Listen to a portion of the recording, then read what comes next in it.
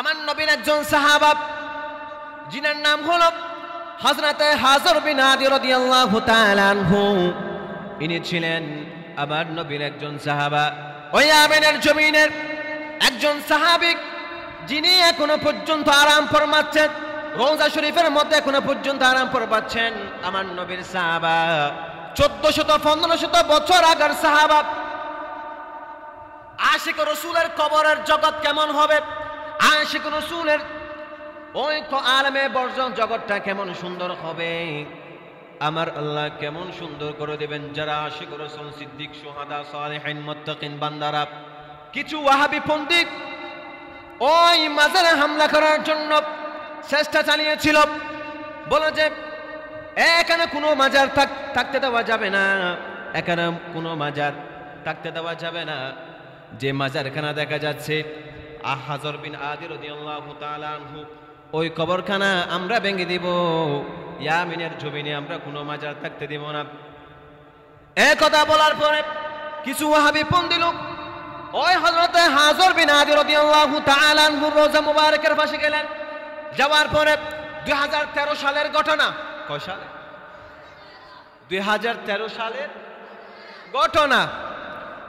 ওই 2013 সালের ঘটনা কিছু ওয়াহাবি পন্থী লোক মিলে গিয়ে ওই সাহাবী হযরতে হাজর বিন আদি রাদিয়াল্লাহু তাআলা আনহু রওজা মুবারকের মধ্যে হামলা চালাচ্ছিলেন।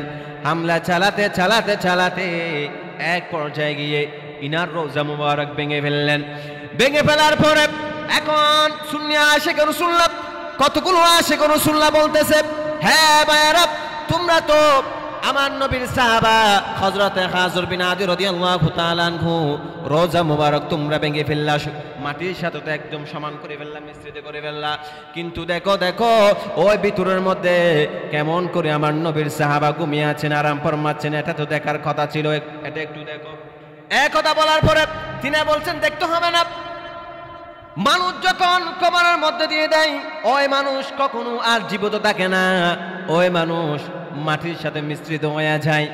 এদের বিশ্বাস হলো মানুষ কবরের মধ্যে জিন্দা থাকতে পারে না, এদের বিশ্বাস হলো নবীর কবরের মধ্যে জিন্দা না, এদের বিশ্বাস হলো সিদ্দিকরা, শুহাদারা, সালেহিনরা, মুত্তাকিনরা, আশিক রাসূলরা, ফরজগার বান্দারা, ইমানদাররা কবরের মধ্যে জীবিত থাকতে পারে না, এদের বিশ্বাস হলো।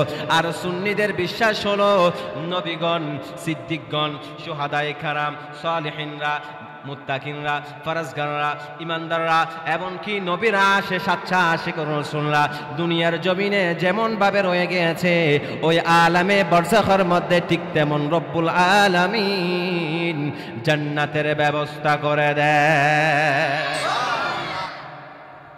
আশিক রাসূলরা দুনিয়ার জমিনে যেমন থাকে, ওই আলামে বারযাখ যাওয়ার পরেও রব্বুল আলামিন যুগের পর যুগ, এমনকি কিয়ামত অবধি হওয়া পর্যন্ত সেভাবে সুস্থভাবে আরাম ঘুমের মধ্যে রেখে দেন। জুড়ে বলুন সুবহানাল্লাহ।